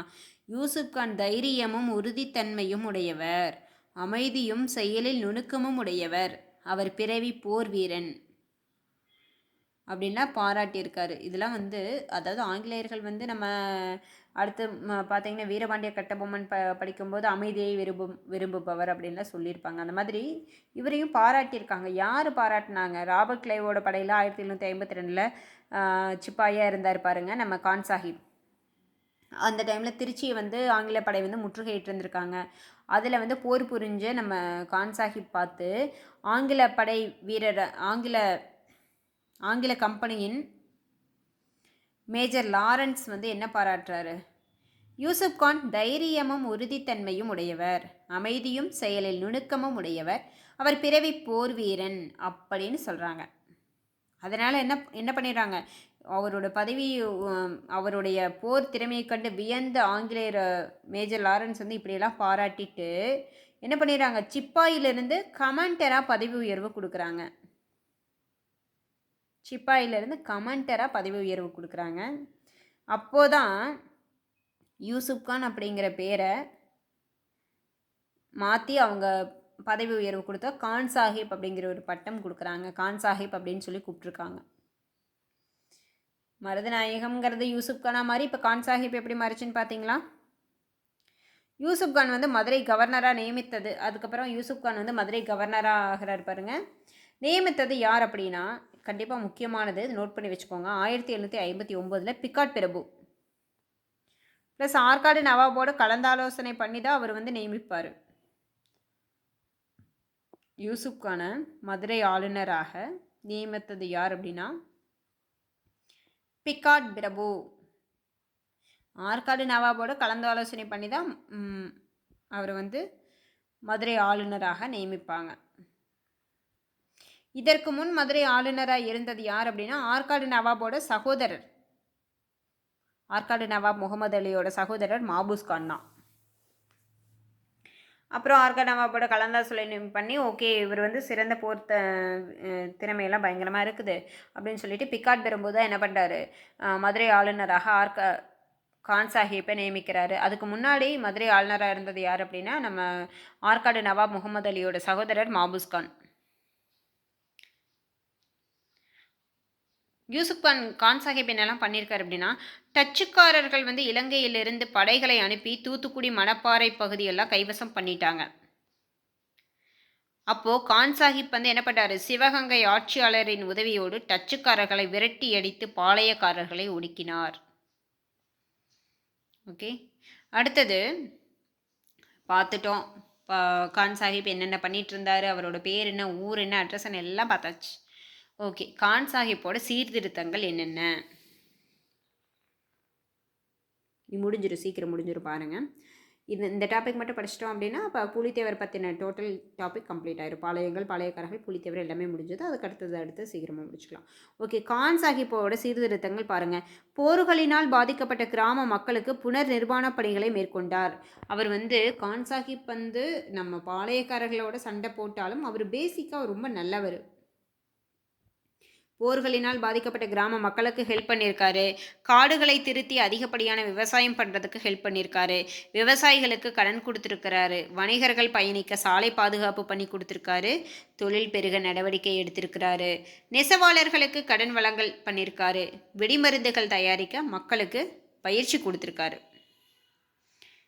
இன்னொரு டைம் பாருங்கள், கான் சாஹிப்போட சீர்திருத்தங்கள் கொடுத்துட்டு இதில் எது இல்லைன்னு கூட கூற்று காரணங்களை கேட்கலாம், சரியாக தவறால கேட்கலாம். என்னென்ன பண்ணியிருக்காரு, போர்களினால் பாதிக்கப்பட்ட மக்களுக்கு புனர் நிர்மாண பணிகளை மேற்கொண்டார். காடுகளை திருத்தி அதிகப்படியான விவசாயம் பெருகுவதற்கு வழிவகுத்தார். விவசாயிகளுக்கு கடன் கொடுத்துருக்காரு. வணிகர்களுக்கு பயணிக்க சாலை பாதுகாப்பு பணி கொடுத்துருக்காரு. தொழில் பெருக நடவடிக்கை எடுத்திருக்காரு. நெசவாளர்களுக்கு கடன் வழங்கல் பண்ணியிருக்காரு. வெடிமருந்துகள் தயாரிக்கிறதுக்கு மக்களுக்கு பயிற்சி கொடுத்துருக்காரு. கான் சாஹிப்போட நம்பிக்கை என்ன தெரியுமா? கான் சாஹிப்போட நம்பிக்கை என்ன? தொழிலாளர்களும் உற்பத்தியாளர்களும் நாட்டின் பிள்ளைகள். தொழிலாளர்களும் உற்பத்தியாளர்களும் நாட்டின் பிள்ளைகள். அவர்கள் மக்களுக்கு பலத்தையும் பலத்தையும் பலம் கிடையாது, பலத்தையும் வசதியையும் அளிக்கின்றனர் என்பது கான் சாஹிப் நம்பிக்கை. பேசிக்காக அவர் நல்லவர் தான், நம்ம ஏரியாக்காரர் தான். என்ன பண்ணுறது, அவருடைய சூழ்நிலை, அவர் ஆங்கில படையில் போய் அங்கே இருந்ததுனால என்ன செய்யும் தொழிலே தெய்வம்ங்கிற மாதிரி அவர் இருக்கிற பக்கம் விசுவாசமாக இருந்தார், வேறு ஒன்றும் இல்லை. அது பிடிக்காமல் ஆற்காடு நவாபோட பொறாமையால் தான் அவர் வந்து வீழ்ச்சி அடைய சூழ்நிலை ஆயிடுச்சு. ஏன்னா ஆற்காடு நவாபோட சகோதரர் மாபூஸ் கான் தான் வந்து மதுரை ஆளுநராக இருந்திருக்காரு. அந்த இடத்துல கொண்டு போய் இவரை உட்கார வச்சு அவரோட திறமையை வந்து ஆங்கிலேயர்கள் கண்டு வியந்து பாராட்டி பட்டம்லாம் கொடுத்துட்டு இருந்தா ஆற்காடு நவாபுக்கு பொறாமையாக இருக்கும் தானே. ஓகே, பார்க்கலாம் பாருங்கள். தொழிலாளர்களும் உற்பத்தியாளர்களும் நாட்டின் பிள்ளைகள். அவர்கள் மக்களுக்கு பலத்தையும் வசதியையும் அளிக்கின்றனர் அப்படிங்கிறத கான் சாஹிப் நம்பிக்கை. கான் சாஹிப் வந்து கள்ளர்களை ஆதரித்தார், பட் கேடு செய்தால் தண்டிப்பு செஞ்சிருக்காரு. கான் சாஹிப் மத சகிப்புத்தன்மை உடையவர். மதுரை மீனாட்சி அம்மன் கோவிலுக்கு நிதியுதவி அளிச்சிருக்காரு. மதுரை ஆளுநராக இருந்திருக்காரு, அப்புறம் இது கூட பண்ண மாட்டாரா? மதுரை மீனாட்சி அம்மன் கோவிலுக்கு நிதியுதவி கொடுத்துருக்காரு. கான் சாஹிப் நீதி வழங்கும் பயனுள்ள ஆட்சியை செஞ்சுட்டு வந்திருக்காரு. கான் சாஹிப் ஆட்சி வந்து நீதி வழங்கும் பயனுள்ள ஆட்சியாக தான் மக்களுக்கு இருந்திருக்குது. இப்போ ஆற்காடு நவாபுக்கு கான் சாஹிப்புக்கு என்னங்க பிரச்சனை நடந்துச்சு? கான் சாஹிப் ஆரம்பத்தில் முழுவதுமாக நவாப் கட்டுப்பாட்டில் தான் இருந்தார். ஏன்னா நவாப் கிட்ட தானே படை தளபதியாக தானே கான் சாஹிப் வந்து வேலை பார்த்துருக்காரு, ஆற்காடு நவாப் முகமது அலி கிட்ட. அதுக்கப்புறமா ஆங்கில கம்பெனிக்கு முழு கட்டுப்பட்டவராக இருந்ததால் பொறாமை கொண்ட ஆற்காடு நவாப் பழி வாங்க முடிவு பண்ணியிருக்காரு. திருவாங்கூர் படையெடுப்பு வந்திருக்குதுங்க. எந்த வருஷம் அப்படின்னா 1762. திருவாங்கூர் படையெடுப்பு எந்த வருஷம்? 1762. அதில் என்ன நடந்துச்சுன்னு மட்டும் பாருங்கள். திருவாங்கூர் படைகள் தோவலா மற்றும் செங்கோட்டை பகுதியிலிருந்து திருநெல்வேலியை தாக்கியது. ஆனால் என்ன பண்ணியிருக்காரு நம்ம கான் சாஹிப்? தோற்கடிச்சிட்டாரு. எனவே திருவாங்கூர் மன்னர் தர்மராஜா உடன்படிக்கை செய்ய ஒப்புதல். உடன்படிக்கை 21/2/1763 கையொப்பம். அந்த டேட்லாம் வேண்டாம். உடன்படிக்கை வந்து 1763 கையொப்பமாகுது. ஒருவருக்கொருவர் தாக்குவதில்லை, உதவி செய்து கொள்வது என ஒப்பந்தம். இறுதியாக களக்காடு திருவாங்கூர் மன்னருக்கு தரப்பட்டது. நான் ஒவ்வொரு விஷயம் சொல்கிறேன் அப்படின்னா அது எதனால் அப்படிங்கிறதையும் நான் சொல்லணும்னு நினைப்பேன், வேறு ஒன்றும் இல்லை. நான் இதுக்கு முன்னாடி சொல்லிட்டு இருந்தேன், திருவாங்கூர் மன்னர் களக்காடு வந்து திருவாங்கூர் மன்னருக்கு எப்படி போச்சுன்னு நான் சொல்கிறேன், களக்காடு திருவாங்கூர் மன்னருக்கு எப்படி போச்சுன்னு நான் சொல்கிறேன். அப்புறம் தான் திருவாங்கூர் மன்னர்கிட்ட இருந்து மாபுஸ்கான் பிடுங்குவார். அதை வந்து திரும்ப பிடுங்கி திருவாங்கூர் மன்னர்கிட்டவே கொடுக்க போய் தான் மாபுஸ்கானுக்கு பூலித்தேவர் கடையில் சண்டையே வந்துச்சு. புரிஞ்சுதா? இப்போ புரிஞ்சிருக்கு உங்களுக்கு. திருவாங்கூர் படையெடுப்பு 1762 வருதுங்க. தோவலா மற்றும் செங்கோட்டை பகுதியிலிருந்து திருநெல்வேலியை தாக்குதுங்க. கான் சாஹிப் தோற்கடிச்சிடுறாரு. அப்போ திருவாங்கூர் மன்னர் தர்மராஜா வந்து வேறு வழி இல்லாமல் உடன்படிக்கை செய்ய ஒப்புதல் பண்ணிக்கிறாரு. 1763 ஒப்புதல் வந்து கையொப்பமாகுது. அதில் என்ன உடன்படிக்கை ஒப்பந்தம் என்ன அப்படின்னா, ஒருவருக்கொருவர் இனிமேல் தாக்குறது கிடையாது, இனிமேல் 2 பேரும் யாருக்கு வேணாலும் ஹெல்ப் பண்ணிக்கலாம் அப்படின்னு சொல்லிட்டு முடிவு பண்ணுறாங்க. அப்புறம் ஒப்பந்தம் செஞ்சு ஒரு சமரசமாக போனதுனால கடைசியாக வந்து திருவாங்கூர் மன்னருக்கு களக்காடு பகுதி தரப்பட்டது. புரிஞ்சுதுங்களா? ஓகே, ஒரு நிமிஷம். ஓகே பாருங்கள், ஆங்கில கம்பெனியின் நிலைப்பாடு என்ன அப்படின்னா, ஆக்சுவலாக வந்து யூசுப் கான் வந்து ரொம்ப திறமையானவர், பயங்கரமானவர்னால் எல்லாம் ரைட்டு தான். சென்னை கவுன்சிலோட அனுமதியை பெறாமல் கான் சாஹிப் வந்து திருவாங்கூருக்கு எதிராக போர் நடவடிக்கை செய்தது கம்பெனிக்கு பிடிக்கல. முகமது அலியின் பொறாமையால் பிகாட் பிரபுவின் மனதை கலைத்தல். பிகாட் பிரபு தானே மதுரை ஆளுநராக கான் சாஹிப்பை நியமித்தவர். அதனால் என்ன பண்ணிடுறாரு, ஆற்காடு நவாப் வந்து என்ன பண்ணுறாரு, முகமது அலி பிகாட் பிரபுவோட மனசை போய் கலைச்சி, நீங்கள் நியமிச்சிருக்கீங்களே அவர் வந்து அப்படி பண்ணுறாரு இப்படி பண்ணுறாரு, சென்னை கவுன்சில் கிட்டவே அனுமதியே பெறாமல் அவர் வந்து இங்கே எல்லாம் படையெடுக்கவும், திருவாங்கூர் மன்னர் 1762 தோவலா மற்றும் செங்கோட்டை பகுதியிலிருந்து திருநெல்வேலியை தாக்குனார். சென்னை கவுன்சிலோட அனுமதியை வாங்காமையே யூசுப் கான் வந்து போர் நடத்தி ஜெயிச்சார். அப்புறம் உடன்படிக்கை ஒப்பந்தம் பண்ணிக்கிட்டாரு அப்படின்லாம் வந்து போட்டு கொடுத்துட்டாரு. யார்? ஆற்காடு நவாப் பிகாட் பிரபு கிட்ட, ஆங்கில கம்பெனிக்கிட்ட எல்லாத்துக்கிட்டையுமே ஆற்காடு நவாப் போட்டு கொடுத்துட்றாரு. அப்போ என்னெல்லாம் சொல்லியிருக்காரு பாருங்க, நத்தத்தில் கான் சாஹிப் கோட்டை கட்டுறாரு. மறவர்கள், டச்சுக்காரர்கள், டேனியர்கள் எல்லாருமே வந்து கான் சாஹிப்க்கு ஹெல்ப் பண்ண ரெடியாக இருக்காங்க. ஆங்கிலேயருக்கு எதிராக போர் நடத்துறதுக்கு தயாராகிக்கிட்டு இருக்கிறாங்க. மறவர்கள், டச்சுக்காரர்கள், டேனியர்கள் எல்லாமே வந்து கான் சாஹிப்க்கு சப்போர்ட் பண்ணுறாங்க. கான் சாஹிப் கோட்டை கட்டுறாரு அப்படின்லாம் போட்டு கொடுத்துட்டாரு ஆற்காடு நவாப் பிகாட் பிரபு கிட்டவும் ஆங்கில கம்பெனி கிட்டவும். ஓகே, பொறாமையில் தான். சீக்கிரம் முடிஞ்சிருப்பாருங்க. பிகாட் பிரபு என்ன முடிவு பண்ணிடுறாரு, கான் சாஹிப் நவாப் முகமது அலி கட்டுப்பாட்டில் இனிமேல் குடிக்கூலியை கூட நவாபிடம் தான் கொடுக்கணும் அப்படின்னு சொல்லி கட்டளையிறாரு. பிகாட் பிரபு உடனே கோவம் வந்து என்ன முடிவு பண்ணிடுறாரு, இனிமேல் கான் சாஹிப் வந்து ஆற்காடு நவாப் முகமது அலியோட கட்டுப்பாட்டுக்குள்ளே தான் இருக்கணும், அந்த குடிக்கூலியை கூட ஆற்காடு நவாப் கிட்ட தான் கொடுக்கணும், இனிமேல் யாரும் கான் சாஹிப் கிட்ட கொடுக்கக்கூடாது அப்படின்னு சொல்லிட்டு முடிவு பண்ணிடுறாரு. நிலைமையை பாருங்கள். கான் சாஹிப்போட முன்னேற்பாடுகள் எப்படியும் வந்து ஆங்கில கம்பெனிக்கு வந்து நம்ம மேலே சந்தேகம் வந்துருச்சு, இனிமேல் வந்து எப்படி இருந்தாலும் போர் நம்ம மேலே தொடுக்கிறதுக்கு ரெடியாகி வந்தாலும் வருவாங்க அப்படின்னு சொல்லி உணர்ந்து கான் சாஹிப் வந்து பாருங்கள், அவரோட சூழ்நிலை பாருங்கள்.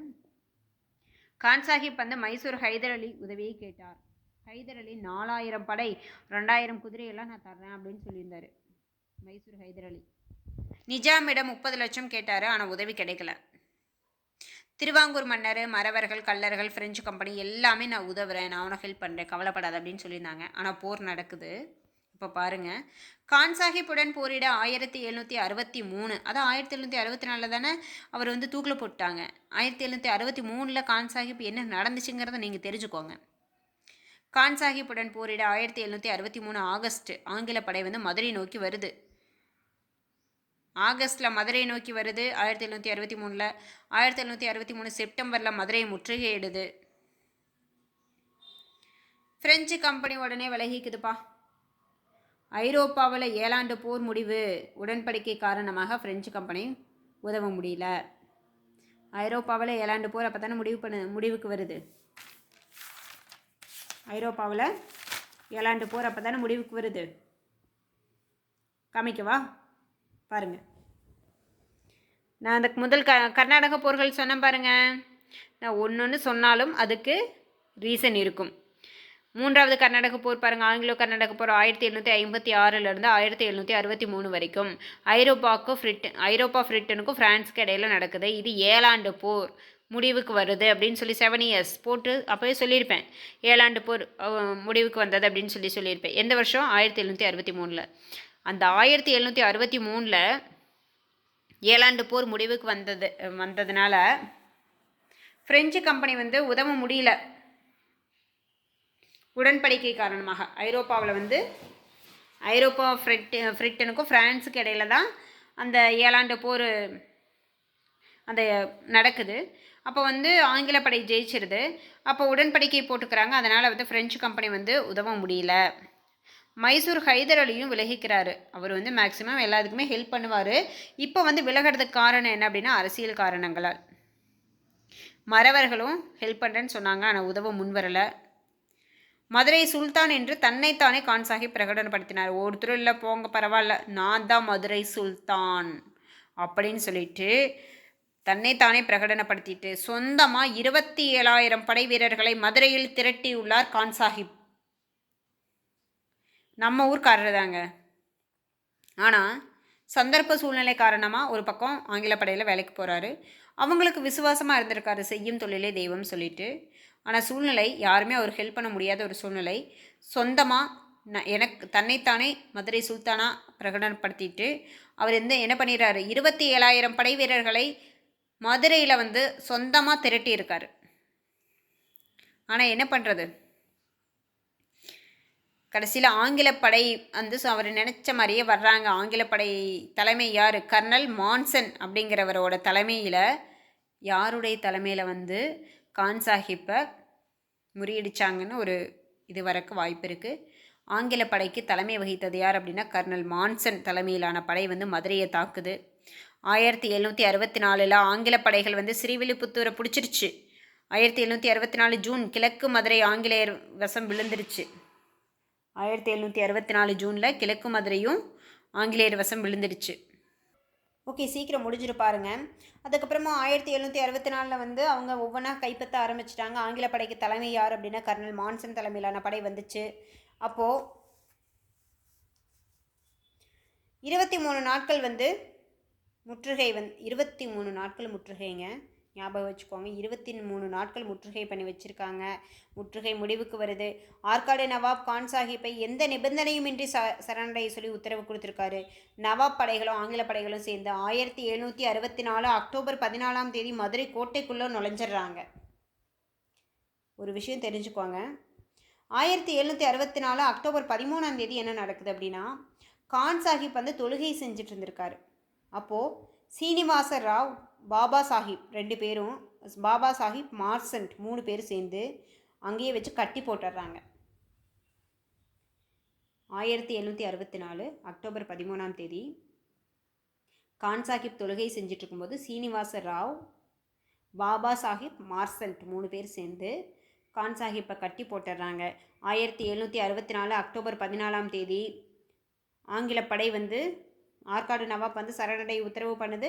உடனே சரணடையல் அப்படின்னு இவங்க பிடிச்சி 3 பேர், சீனிவாசராவ், பாபா சாஹிப், மார்சன்ட், நோட் பண்ணி வைங்க, 3 பேர் சேர்ந்து கான் சாஹிப்பை பிடிச்சி கட்டி போட்டுடுறாங்க. உடனே 1764 அக்டோபர் 14 வந்து ஆற்காடு நவாபுடைய படைகளும் ஆங்கில படைகளும் மதுரை கோட்டைக்குள் நுழையுது. அப்போ 1764 அக்டோபர் 15ஆம் தேதி மதுரை அருகே உள்ள சம்மட்டிபுரத்தில் உள்ள மரத்தில் கான் சாஹிப் தூக்கிலிடப்பட்டார். நல்லா நோட் பண்ணி வச்சுக்கோங்க, எந்த வருஷம் எந்த டேட்டு. 1764 அக்டோபர் 15ஆம் தேதி எங்கே? மதுரை சம்மட்டிபுரத்தில் கான் சாஹிப் தூக்கிலிடப்பட்டார். 1764 அக்டோபர் 15 மதுரை சம்மட்டிபுரத்தில் கான் சாஹிப் தூக்கிலிடப்பட்டார். அங்கேயே உடலை பதைச்சிட்றாங்க. ஒரு எக்ஸ்ட்ரா இன்ஃபர்மேஷன், 40 வருஷத்துக்கு அப்புறமா 1808 ஷேக் இமாம் என்பவர் கான் சாஹிப் சமாதியில் ஒரு தர்கா கட்டியிருக்காரு. இன்றைக்கும் அந்த கான் சாஹிப் பள்ளிவாசல் அப்படின்னு இருக்காமா. மதுரையில் இருக்கவங்க யாராவது பார்த்துருந்தீங்கன்னா சொல்லுங்கள். கான் சாஹிப் பற்றிய மதிப்பீடு என்ன? ஒரு விஷயம் தெரிஞ்சுக்கோங்க, 40 வருஷத்துக்கு அப்புறமா 1808 ஷேக் இமாம் அப்படிங்கிறவர் அங்கே வந்து பள்ளிவாசல் கட்டியிருக்காரு. இப்போவும் இருக்குன்னு சொல்கிறாங்க, வேற ஒன்றும் இல்லை. கான் சாஹிப் பற்றிய மதிப்பீடு என்னங்க? ஆங்கிலேயரின் நிலையை வலுப்படுத்த காரணமாக இருந்தவரே கான் சாஹிப் தாங்க. முகமது அலியின் தவறான ஆலோசனையை நம்பி செயல்பட்ட பிகாட் பிரபு தான் வந்து ஆற்காடு நவாபை நம்ம கான் சாஹிப்பை வந்து நியமிச்சார் மதுரை ஆளுநரா. ஆனால் முகமது அலி, ஆற்காடு நவாப் முகமது அலியின் தவறான ஆலோசனையை நம்பி செயல்பட்ட பிகாட் பிரபுக்கு கான் சாஹிப் சுட்டி காட்டி கடிதம் எழுதியும் பயனளிக்கவில்லை. சொல்லியிருக்காருங்க, ஆனால் ஒரு யூஸும் இல்லை. கான் சாஹிப் கவர்னராக இருந்த காலத்தில் செய்த சீர்திருத்தங்கள் அவர் ஒரு சிறந்த நிர்வாகி என்பதற்கு சான்று. உண்மையிலேயே நம்ம பூலித்தேவர் கான் சாஹிப் இதை பற்றியெல்லாம் படிச்சுட்டோம். பாளையங்கள், பாளையக்காரர்கள் இதை பற்றியெல்லாம் கம்ப்ளீட்டாக படித்தாச்சு. A to Z out source school book எல்லாமே கம்ப்ளீட் பண்ணிட்டோம். ஒரு விஷயம் சொல்கிறேன், இதையெல்லாம் நம்ம தெரிஞ்சுக்கிறதுக்கு ஒரு வாய்ப்பு கொடுத்தது நமக்கு டிஎன்பிஎஸ்சி தான். நம்ம படிக்கிறோம், பாஸ் பண்ணுறோம், எக்ஸாம் எழுதுகிறோம், மற்ற என்னவா வேணாலும் இருக்கட்டும். இருந்தாலும் இதையெல்லாம் நம்ம இல்லைன்னா படிப்போமா? இந்த விஷயமெல்லாம் நமக்கு தெரிய வருமா? Okay, thank you friends. சப்ஸ்கிரைப் பண்ணி வச்சுக்கோங்க. உங்களுக்கு